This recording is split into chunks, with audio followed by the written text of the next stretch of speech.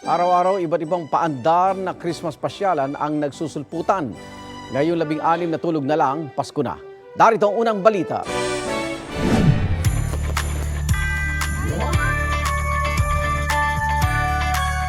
Up in the air ang holiday feel sa Orani, Bataan. Tadtad ang plaza ng mga pailaw na hugis hot air balloons. Bida rin ang kanilang Belen na cartoon design ang style. Meron ding giant Christmas tree na pinailawang hugis Castillo ang background. Let's give it para sa Christmas heat paandar sa Lawag, Ilocos Norte. Saan ka man lumingon, hugis sun o araw ang decoration sa plaza. Lipat naman sa Kapitolyo na nagmistulang higanteng regalo. Agaw pansin sa Capitol grounds ang Christmas tree na 100 talampakan ng taas. Dagdag pa sa vibes ang pagbagsak ng artificial snow.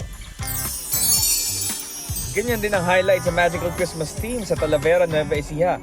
Enjoy ang mga bata sa paglalaro sa artificial snow. Bukod sa entertainment, may libreng lugaw, pandesal at bibingka rin na hatid ng LGU. Under Christmas era na rin ang mga pasyalan sa Batangas gaya sa bayan ng Cuenca at Alitagtag. Merong Belen display, Christmas tree at Candyland decors, kabilang ang higanteng gingerbread house. Ito ang unang balita, Bam Alegre para sa GMA Integrated News.